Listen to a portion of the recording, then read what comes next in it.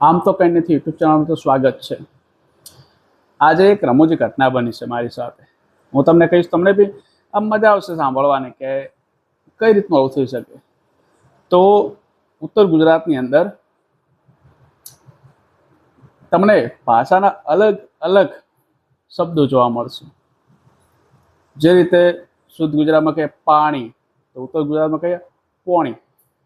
તો એ જ રીતે મારો ભાઈ બહાર જતો હતો, એમે કીધું કે દિવાળી ચાલુ છે એટલે કીધું બોમ્બ લઈને આવજે। બોમ્બ મીન્સ કે ફટાકડા લઈને આવજે, બોમ્બ લેતા આવજો, ફોડીએ 555 છૂટે બોમ્બ।